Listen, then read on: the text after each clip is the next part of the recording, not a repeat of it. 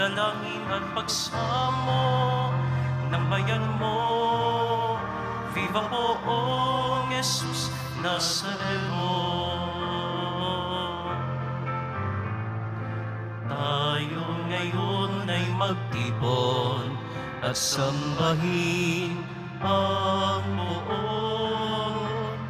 Magdiwang tayo sa ating debosyon, purihin ang Panginoon.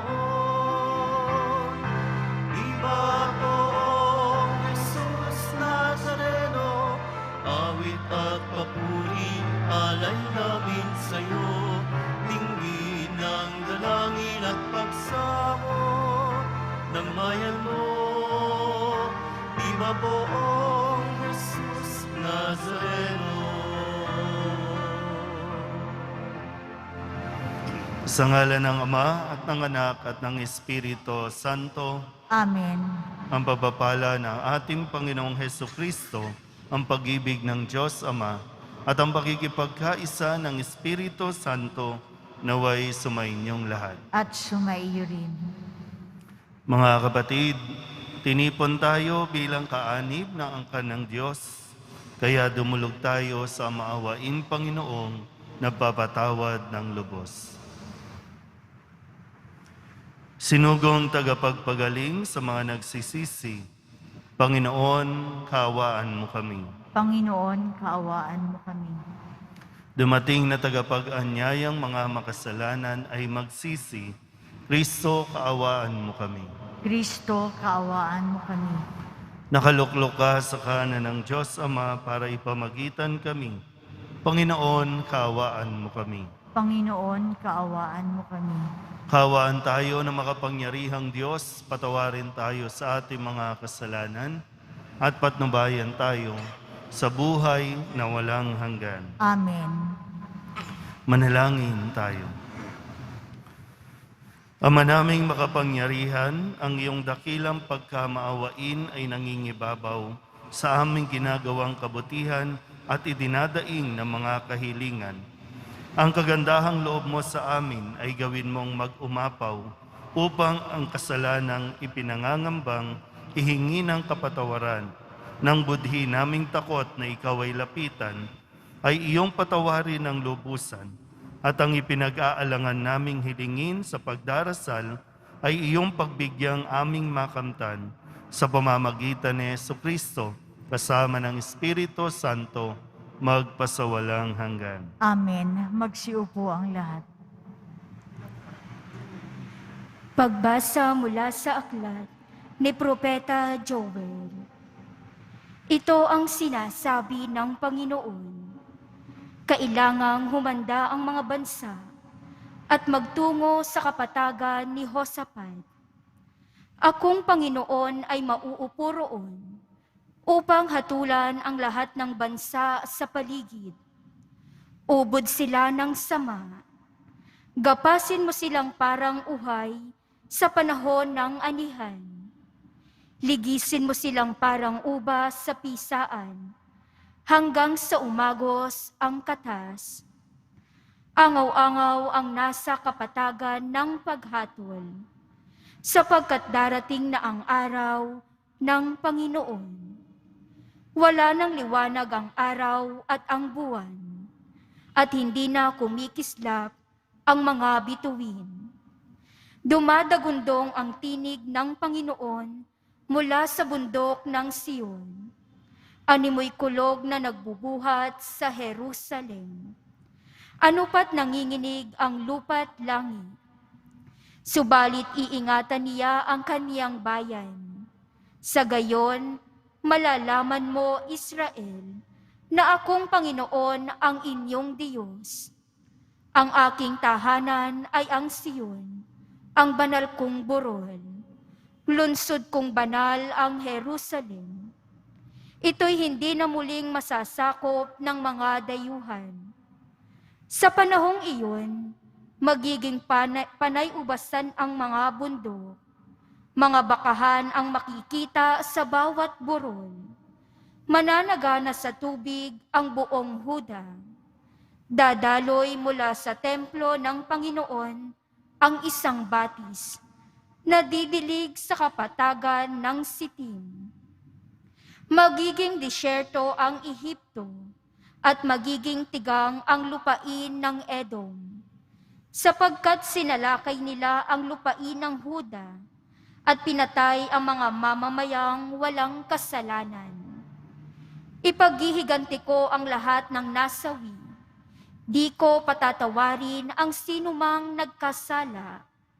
Ang Huda at ang Jerusalem ay pananahanan magpakailanman, at tatahan naman ang Panginoon sa bundok Sion. Ang salita ng Diyos. Salamat sa Diyos.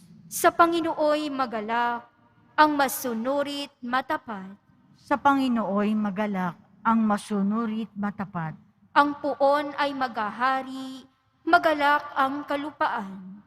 Lahat kayong mga pulo ay magsaya at magdiwang. Ang paligid niya ay ulap na lipos ng kadiliman. Kaharian niya ay tapat at salig sa katarungan. Sa Panginooy magalak ang masunurit matapat. Yaong mga kabundukay natutunaw parang pagkit sa harapan ng dakilang Panginoon ng daigdig. Sa langit ay nahahayag yaong kanyang katuwiran. Sa lupa ay makikita ang kanyang kadakilaan. Sa Panginooy magalak ang masunurit matapat. Sa tapat ang pamumuhay ay sisinag ang liwayway. Sa dalisay namang puso, maghahari kagalakan. Ang matuwid ang gawain ay galak ang masusumpong. Sa maraming kabutihang ginawa ng Panginoon. Ang ginawa niyang ito'y dapat nating gunitain. At sa puon ay iukol ang papuring walang maliw. Sa Panginooy magalak ang masunurit matapat. Magsitayo po ang lahat.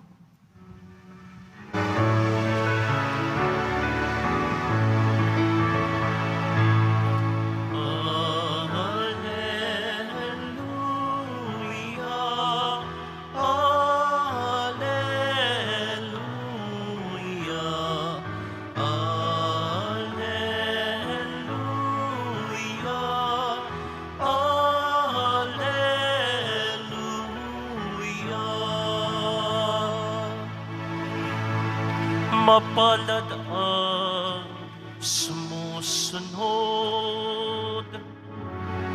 sa salitang buhat sa Diyos at namumuhay ng angkop.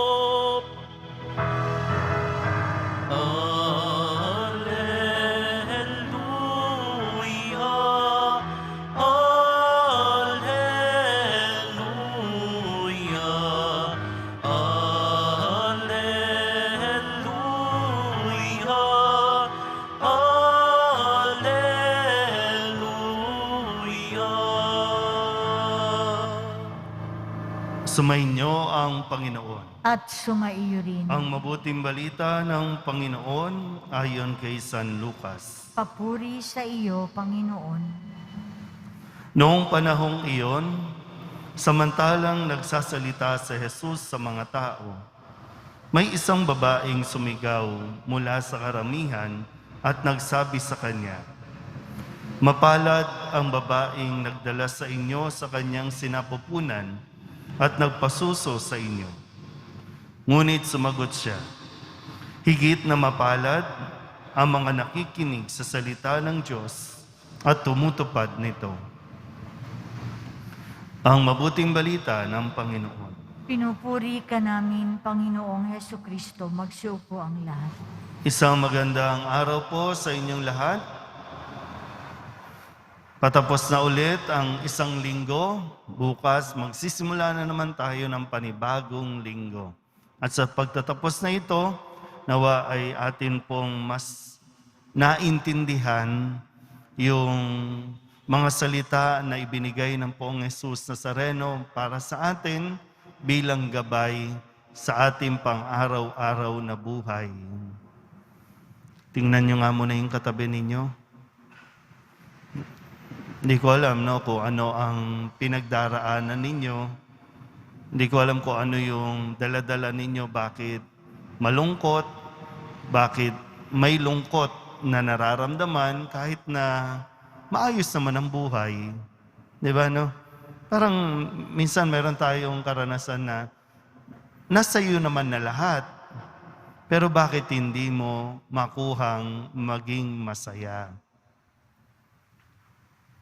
Mahirap o pinakamayaman, parang pareho yung nararamdaman. Nagkakaroon nga lang ng pagkukumparahan sa isa't isa. At minsan yung pagkukumpara nauuwi sa pagkainggit. Buti ka pa, buti pa siya. Yan. Ang gusto lang naman natin talaga, maranasan mabuhay. Ang gusto natin, mabuhay tayo. Kaya lang, ang iba lang yung paraan ng mundo sa pagsasabi kung saan tayo makakakuha ng buhay, yung magpapasigla sa atin. Kaya kung babalikan natin yung mga mensahe ng Poong Jesus Nazareno sa ating mga pagbasa, nung Lunes, napakahalagang tanong yung binigay nung isang lalaki kay Jesus. Natanong din naman nating lahat. Ang sabi po nung lalaki, ano po ang dapat kong gawin upang magkamit ng buhay na walang hanggan? Lagi natin pinapaalala yun, na hindi dito yung buhay na kailangan natin pinaghahandaan, kundi yung buhay pagkatapos ng buhay dito. Pero yun nga lang, paano mo aasamin yung buhay doon kung dito pa lang wala kang buhay? Kung dito pa lang, halos itakwil mo na yung buhay mo, halos mapariwara na yung buhay mo, kasi hindi mo na-appreciate, kasi nga hindi mo naiintindihan, hindi natin naiintindihan yung buhay na ibinigay sa atin ng Diyos. Mayroong buhay pagkatapos nito. At yun yung walang hanggan. At sabi nga, doon, wala nang problema, wala nang lungkot, wala nang sakit. Maayos na lahat. At yun yung dapat nating inaasam. Pero sabi, paano tayo magkakaroon nun? Yan. Kaya, nung Tuesday, sabi nung pagdalaw ni Jesus kina Marta at Maria sa bahay nila, paano ba magkaroon ng buhay? Ang sabi ni Jesus, kasi pinagsabihan niya si Marta, Marta, Marta, masyado kang nag-aalala o masyado kang abala sa mga bagay sa mundong ito. Hindi ka tuloy nagiging masaya, Marta. Kaya ang sabi ni Jesus, mas pinili ni Maria ang lalong mabuti at ito'y hindi aalisin sa kanya. Di ba? Minsan yung pinagkakaabalahan natin, di ba? Trabaho, love life, lahat yan nawawala. Pero kung pinili natin yung manatili kay Jesus, makinig kay Jesus, yan, kahit kailan, hindi yan mawawala. At nung Miyerkules, ang paalala, ang panawagan din sa atin, katulad ng mga alagad, lumapit tayo sa Diyos. Lumapit tayo kay Jesus. Sabi ng mga alagad, Panginoon, turuan ninyo kaming manalangin. Diba? Poong Jesus Nazareno, tulungan mo kaming manalangin. Kasi baka kung ano-ano lang yung pinagsasasabi natin, di ba? Kaya ang sabi nga, hindi mo kinakailangan ng mga palabok na salita, ng mahabang panalangin. Yung may sincerity ba? Kung ano talaga yung nilalaman ng puso mo, yun ang sabihin. At kahapon, anong Huwebes, ang tugon muli ni Jesus, humingi kayo at kayo'y bibigyan. Humanap kayo at kayo'y makasusumpong. Kumatok kayo at ang pinto'y bubuksan para sa inyo. Pangako yan ng poong Jesus Nazareno. Kahapon, sabi ni Jesus, ang hindi panig sa atin, laban sa akin. At nagkakalat ang hindi tumutulong sa aking mag-ipon. So, manindigan tayo. Pag sinabi ni Jesus, ito ang magbibigay ng buhay, ito yun. Hindi lang madali, may hirap ng pagdaraanan, maraming pagtitiis, pero ito ang magbibigay ng buhay. Pero kung papakinggan mo ang sinasabi ng mundo, sa ganitong paraan ka mabubuhay, sa ganitong paraan ka magiging masaya, lahat yan, panandalian lang. Pero hindi pwedeng, ngayon, dito tayo. Paglabas dito, doon naman tayo sa paraan ng mundo. Mamili ka. O, ngayon, sabi, ang swerte naman, no? Sabi nung mga tao kay Jesus, ang swerte naman, lalo na nung nanay mo, ang swerte naman ng pamilya mo. No? Kasi ikaw di ba? Sikat ka. Ang galing mo. Ang dami kang followers. Ang daming naniniwala sa'yo. Pero pinaunawa ni Jesus, hindi ganon. Kaya ulitin ko po, no, yung sinabi ko sa umpisa, kaya hindi natin nakukuha yung kaligayahan na gusto natin, na dapat deserve natin maging masaya, kasi pilit nating ikinukumpara yung ating mga sarili sa kung ano mayroon yung iba. Hanggang sa nawawala na tayo sa direksyon, nawawala tayo sa tunay na mensahe ni Jesus. Sa mga nanay, no, sa mga magulang, nandoon yung pagkadismaya, naiinggit, bakit yung anak niya ganito? Kaya tuloy, yung sarili mong pamilya, hindi mo na-appreciate. Bakit siya ganito yung trabaho? Bakit siya ganun? At yung nasasabi natin, ang swerte naman nila. So, ibig sabihin, malas ka? Ibig sabihin, hindi ka favored ng Diyos.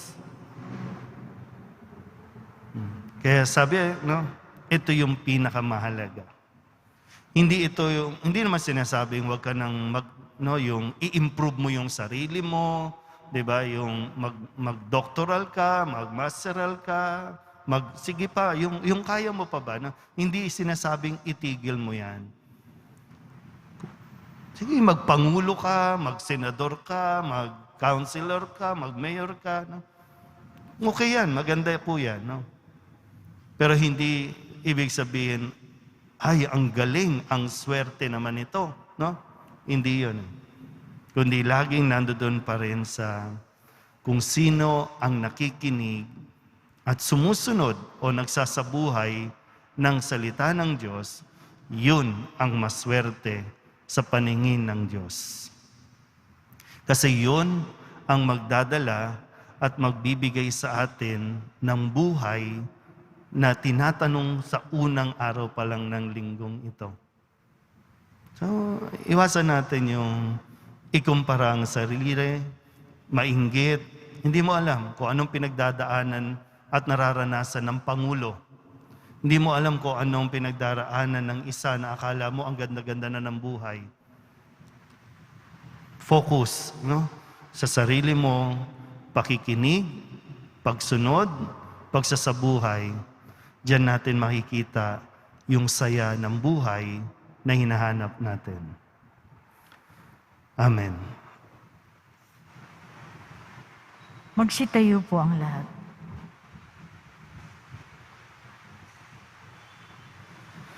Minamahal ko mga kapatid, na bigyang buhay ng pananampalataya at katapangan ni Maria, dalhin natin ang ating mga pangangailangan sa Diyos Ama. Ang ating pong itutugon, Panginoon, maganap nawa sa amin ang iyong kalooban. Panginoon, maganap nawa sa amin ang iyong kalooban. Sa paggabay ni Maria, ang mga pinuno ng simbahan, naway akayin ang bayan ng Diyos para sa higit na mapalapit kay Kristo sa pamamagitan ng kanilang pagpapahayag at halimbawa. Manalangin tayo. Panginoon, maganap nawa sa amin ang iyong kalooban. Katulad ni Maria, naway tanggapin natin ang salita ng Diyos sa ating puso at tumugon dito ng may buong kabukasan ng kalooban. Manalangin tayo. Panginoon, maganap nawa sa amin ang iyong kalooban. Sa pagsunod sa mga halimbawa ni Maria, naway magawa ng mga ina ang kanilang tahanan na maging pook na puno ng pagmamahal at kabanalan. Manalangin tayo. Panginoon, maganap nawa sa amin ang iyong kalooban. Sa tulong ni Maria, naway tingnan ng Diyos ng may habag ang mga may sakit. Manalangin tayo. Panginoon, maganap nawa sa amin ang iyong kalooban. Ang mga yumao naway magsaya sa walang hanggang kaligayahan na kasama si Maria at ang mga banal. Manalangin tayo. Panginoon, maganap nawa sa amin ang iyong kalooban. Idulog din natin sa Panginoon ang ating mga personal na kahilingan at mga panalangin para sa ating mga pamilya. Ganon din ang lahat ng mga misang pasasalamat, espesyal na intensyon at mga kaluluwa na hinihiling na ipagdasal sa misang ito.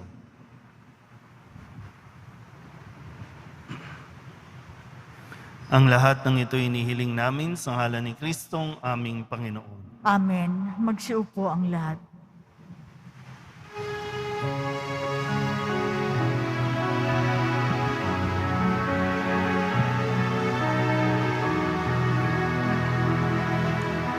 Ang ibig mo, ang awit ko, lahat ng ito'y nagmula sa iyo. Muling ihahandog sa'yo, buong puso kong iaalay sa'yo.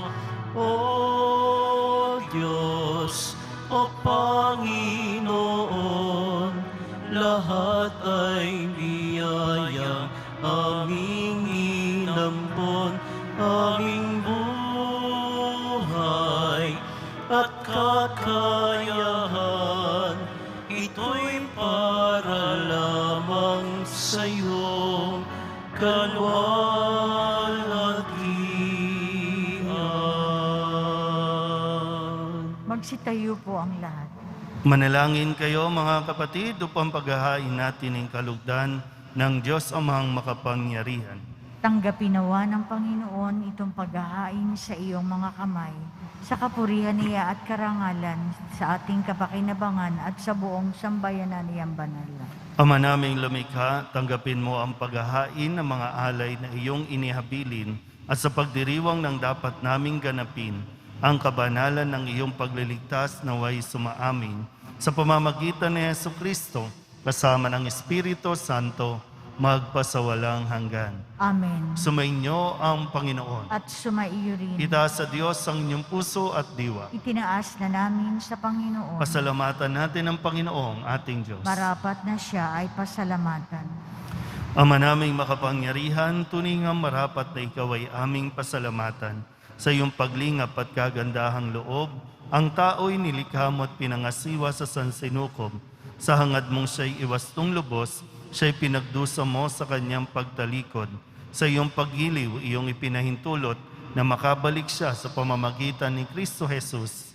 Kaya kaysa ng mga anghel na nagsisiawit ng papuri sa iyo, nang walang humpay sa kalangitan, kami nagbubunyi sa iyong kadakilaan. Santo, Santo, Santo, Panginoong Diyos ng mga hukbo, napupuno ang langit at lupa ng kadakilaan mo, o sana sa kaitaasan, pinagpala ang naparirito sa ngalan ng Panginoon, o sana sa kaitaasan.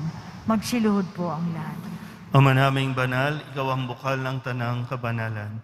Kaya't sa pamamagitan ng iyong Espiritu, gawin mong banal ang kaloob na ito upang para sa amin maging katawan at dugo ng aming Panginoong Hesukristo. Bago niya pinagtiis ang kusang loob na maging handog, hinawakan niya ang tinapay, pinasalamatan kaniya, pinaghati-hati niya iyon, iniabot sa kanyang mga alagad at sinabi, "Tanggapin ninyong lahat ito at kanin, ito ang aking katawan na ihahandog para sa inyo."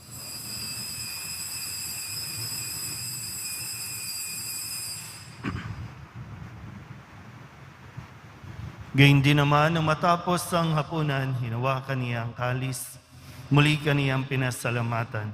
Iniabot niya ang kalis sa kanyang mga alagad at sinabi, "Tanggapin ninyong lahat ito at inumin. Ito ang kalis ng aking dugo, ng bago at walang hanggang tipan. Ang aking dugo na ibubuhos para sa inyo at para sa lahat, sa ikapagpapatawad ng mga kasalanan. Gawin ninyo ito sa pag-alaala sa akin."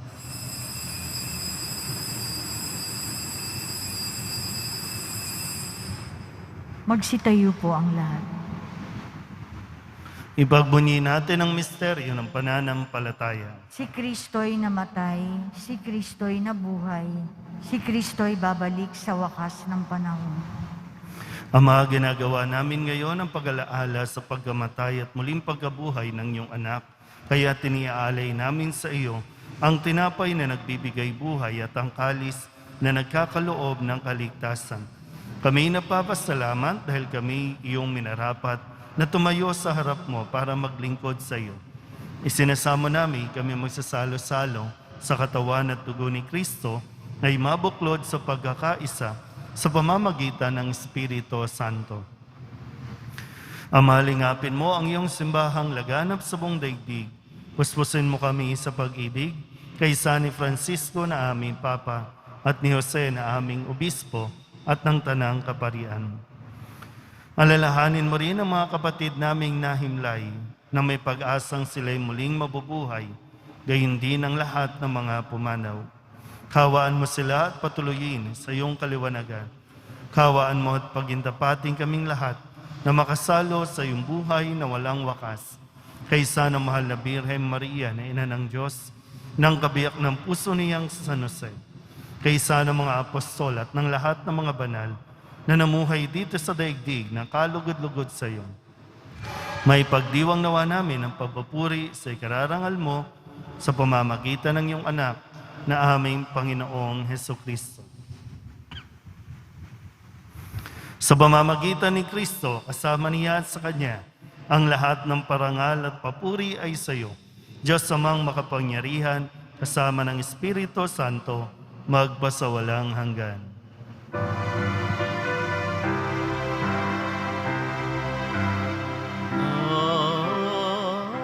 amen, amen, amen.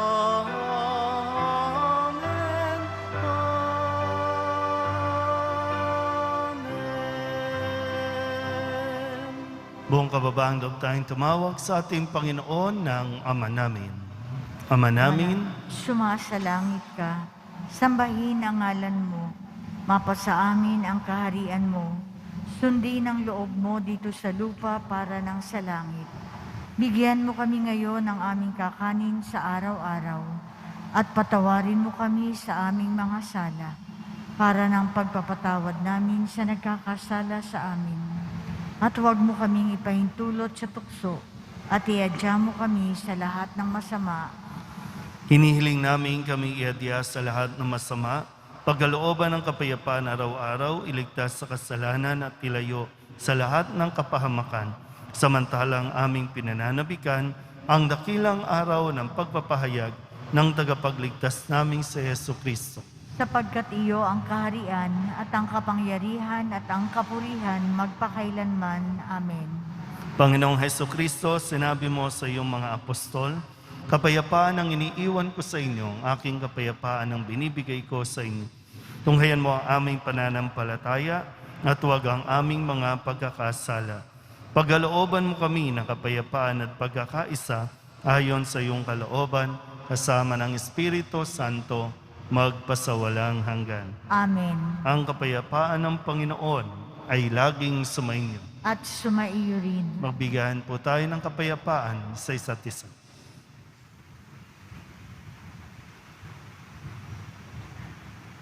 Kordero ng Diyos, na nag-aalis ng mga kasalanan ng sanlibutan, maawa ka sa amin. Kordero ng Diyos, na nag-aalis ng mga kasalanan ng sanlibutan, maawa ka sa amin. Kordero ng Diyos, na nag-aalis ng mga kasalanan ng sanlibutan, ipagkaloob mo sa amin ang kapayapaan. Magsiluhod po ang lahat.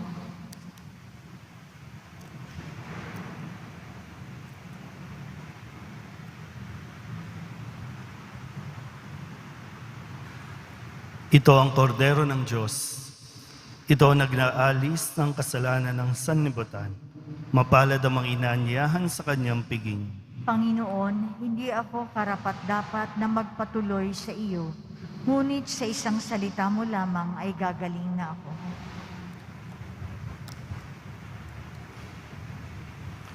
Katawan ni Kristo, Amen.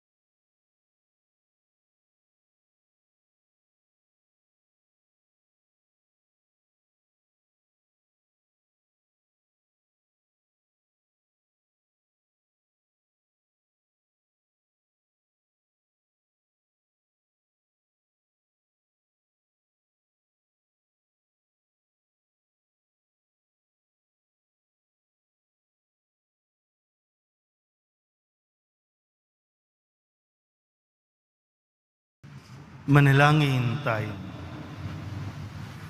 Ama naming mapagmahal, ipagkaloob mo sa pagsasalo namin sa pagkait inuming banal, kami ay maging katawan ni Kristo na aming pinakinabangan sa pamamagitan niya, kasama ng Espiritu Santo, magpasawalang hanggan. Amen. Sumainyo ang Panginoon. At sumaiyo rin. Manalangin tayo para sa pagbabasbas. Mahal na pong Jesus Nazareno, inihayag mo sa pamamagitan ng krus ang walang maliw na pag-ibig ng Diyos sa sangkatauhan. Pakinggan mo ang kahilingan ng iyong angka na nagsusumamo sa iyo. Makamtanawa nila ang iyong katugunan at tanggapin ng kasagutan na may utang na loob na tinatanaw. Basbasan din po ninyo ang kanilang mga dalang imahin at dasalan.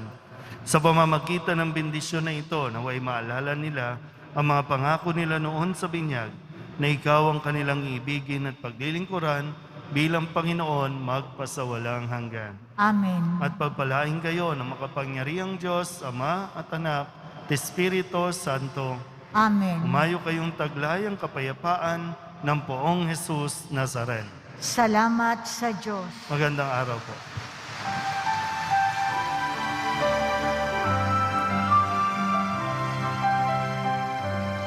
Nuestro Padre Jesus Nazareno, sinasamba ka namin, pinipintuho ka namin, aral mo ang aming buhay at kaligtasan. Nuestro Padre Jesus Nazareno, iligtas mo kami sa kasalanan.